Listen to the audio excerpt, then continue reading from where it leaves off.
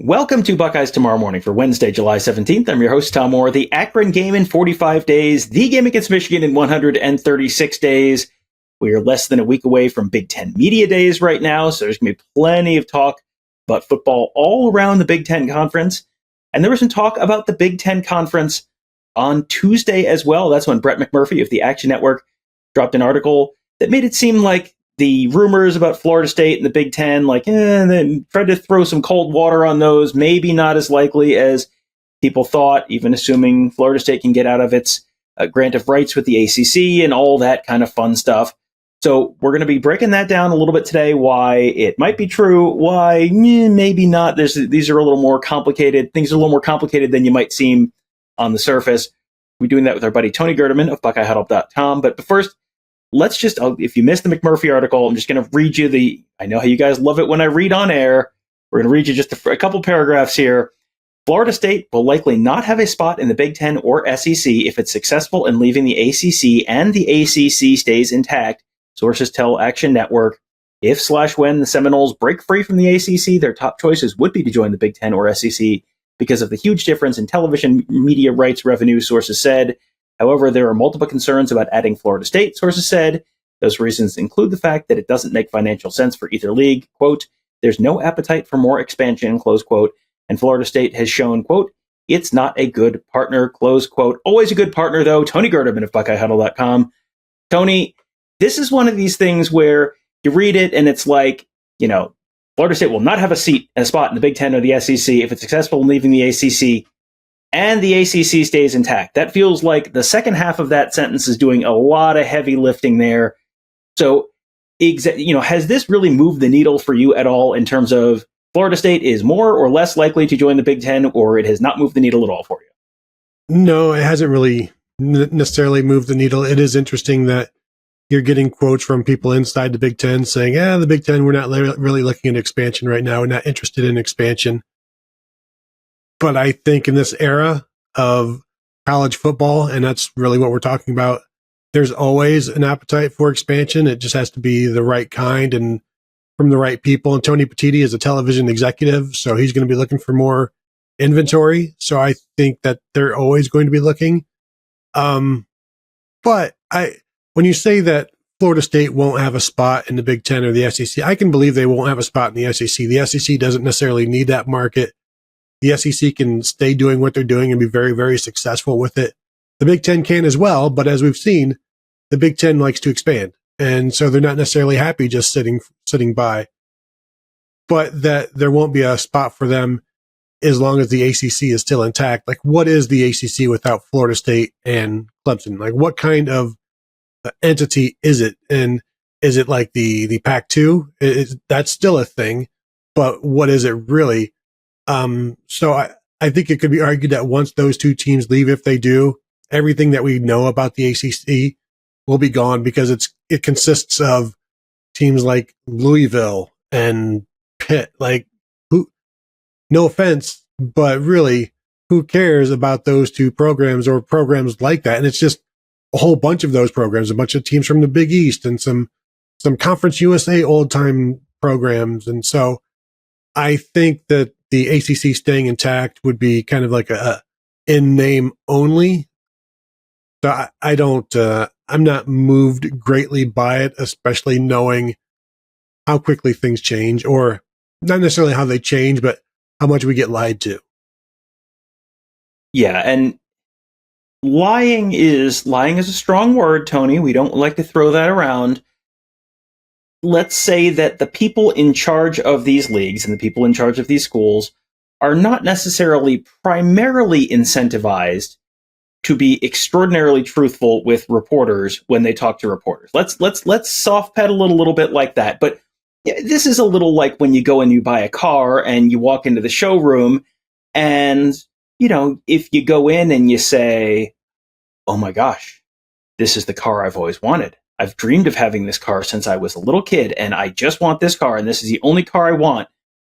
Your negotiating position at that point with the salesman who's just heard you say that is not necessarily as strong as I don't know, we're just kind of looking, who knows, we may be in the market at some point. you have a little more leverage when you're not necessarily too interested. And, the Big Ten position that Florida State has not necessarily been a great partner in the whole conference thing. Like, yeah, that is actually true. Florida State has been a huge flaming pain in the butt for the ACC and its commissioner, Jim Phillips. So it's true, but also if the Big Ten was trying to get a little bit of a sweetheart deal on Florida State, if Florida State does, in fact, at some point come onto the market, you got to remember, they got Oregon and they got Washington at basically 50 cents on the dollar this time last year for a period of, 7, 8 years, something like that. If you were trying to do that, you would be saying some of the same things that the Big Ten was. And if you were Florida State trying to, sort of bat your eyes at the Big Ten and because if the Big Ten knows the SEC is not not interested potentially, then if Florida State is going to, sort of bat their eyes at the Big 12, like, oh, look, they're interested. They would like to buy me a malted shake and have me be their best girl. Like what, that looks a lot like what Florida State is doing right now too. It just feels like this is a lot of people who are not necessarily primarily incentivized to be telling the truth right now. No, for sure not. And through all of these spinning wheels, I keep thinking the best thing for Florida State, the best thing for Clemson, the best thing for the ACC is for Florida State and Clemson to leave, the ACC breaks up, and then everybody gets back together and they get a new TV deal. Because really, this is the only reason they won out. I'm sure they would love to stay in the ACC if they could make the same kind of money that people in the Big Ten and the SEC are making, but they can't in the ACC, so they've got to try to figure it out. I guess they could make more money in the Big 12, perhaps, now that they'd be part of it, and there could be a new deal signed, but they would also make more money in a new deal signed with the ACC and ESPN or whatever business partner. But we know ESPN's not all that keen to get out of that.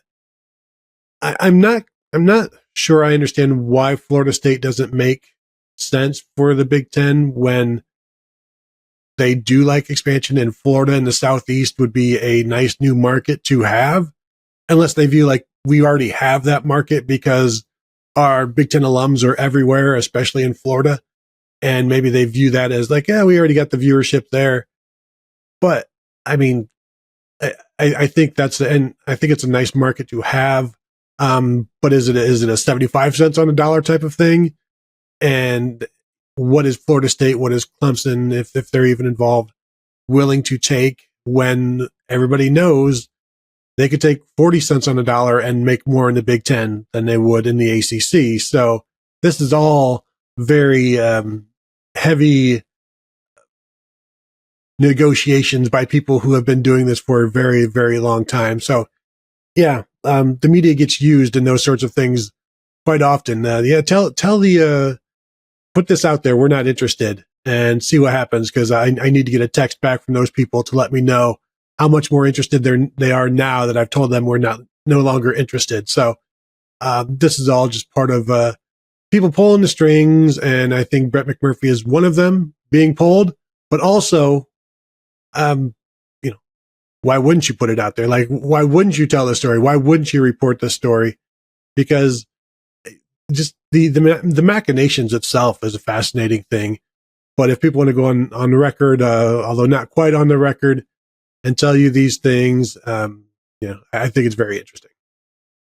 Yeah, it is very interesting. It's always very interesting, and it's always, you can read something from very, very well-connected people and then immediately have them look like just dopes who don't know anything about anything. I go back to this time last year. It was, I'll pull it up, last year on July 28th, John Wilner, who is about as plugged in as anyone on earth with the Pac-12 conference, told Paul Feinbaum, who is somewhat plugged in the college football world himself, the exact quote was, quote, "I don't see Oregon and Washington having a good spot to go right now. There is zero indication that Big Ten presidents want to go beyond 16. That was on July 28th, 2023. Tony, you want to guess what happened exactly 7 days after that? Did Oregon and Washington get to join the Big Ten? They did, in fact, get to join the Big Ten. That is why we're going to be talking to Oregon and Washington folks next week in Indy. And, I want to be super clear here. This is not throwing shade on John Wilner or anyone else or Brett McMurphy for this report. Like, this is a very, very difficult thing to report on because there's a huge amount of interest and there's a huge amount of people who have lots of different angles here and lots of different angles are trying to work here. And you're not always going to you can report, here's what I'm being told. But, I have not controlled F the word sources in Brett McMurphy's article, but I'm going to guess it appears about 20 times because there's not a lot of people who want to put their names on this stuff right now, but they want to kind of tell you what they're hearing and what their position is right now, whether it's really their position or not. And the other piece of this that's kind of complicated is if Florida State and Clemson leave the ACC, then what? Because North Carolina, I don't know that there's going to be a huge bidding war over Wake Forest, but I'm going to guess that there will be 1 to 2 major conferences out of the 2 major conferences that would be real interested in adding, say, North Carolina to their conference. That's something that, going back to former North Carolina Tar Heel Jim Delaney, who was the Big Ten commissioner for a number of decades, that they were always tossed around as a potential addition to the Big Ten. Ditto for Virginia. Georgia Tech might bring the Atlanta market. And if you're bringing in Florida State, you probably want to have a team that's located closer to Florida State than Penn State or Maryland. So you might add, much as they added 4 teams from the West Coast, you might add maybe a handful of teams from the Southeast. But has the conference broken up then? How many of those teams can afford to get out of the ACC contract? What will it cost to get out of the ACC contract? All of this stuff is still kind of to be determined. So, I look at all of this, Tony, and I'm like, wow, this is really interesting. What did we learn from all of this? Tom, to answer your first question, or the question you didn't ask, but you wondered about 10 times, Control F sources, 10 times in that story from Brett McMurphy.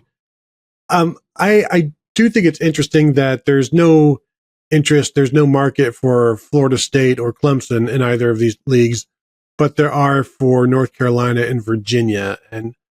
And is the Charlotte market that much better than, I guess maybe it's just considered Northern Florida in the Florida State market. And in that case, maybe there's an argument there, but I think, North Carolina, Virginia, they have the more academic aspect of this as well. I don't think that moves the needle for the SEC at all. If we're being honest. So it just feels like there's messaging being put out here. I think what's more likely that the Big Ten ends up with none of Virginia, North Carolina, Florida State, Clemson, or they end up with all of them. I would say, I'm not going to put a time horizon on this because this could be, you could tell me this is 3 weeks from now, or you could tell me this is in 2036 when the conference's TV deal ends up, and I'd kind of go, yeah, sure, okay. But I would definitely say more likely that, over under of 0.5, I'm going to bet the over on that because there is, this is the current status of some of these leagues is not going to last forever. And Florida State and Clemson have been very, very clear about the fact that they want out, and other teams are going to find appealing options in the Big Ten or the SEC. And, the argument against adding Florida State to the SEC is they already have a team in Florida. Why would they need another team in Florida? And I think you're going to run into that same argument with Clemson in South Carolina and Georgia Tech in Georgia and some other folks there as well. And really, North Carolina, Virginia, Georgia Tech, those are all AAU members. Those are all schools that fit the Big Ten academic profile. Clemson and Florida State, I mean, how much does that matter? Feels like the answer to that changes quite a bit over the years as the focus areas of focus and academics and cable TV households, like some of the interest in some of those details have sort of waxed and waned over the years. So we'll get a chance to talk to Tony Petitti, the Big Ten commissioner, about conference expansion next week. How honest will he be? Well, we'll all find out together in Indianapolis and at BuckeyeHuddle.com. That's where Tony, Kevin, and I cover the team, cover the Ohio State football team, Ohio State basketball, all that fun stuff, all at BuckeyeHuddle.com. Mark covers recruiting, got our whole team of X's and O's gurus making you a smarter football fan. That is all at BuckeyeHuddle.com. And of course, you can find us at YouTube.com/BuckeyeHuddle. We are going to have a ton of content coming to you from Indianapolis next week.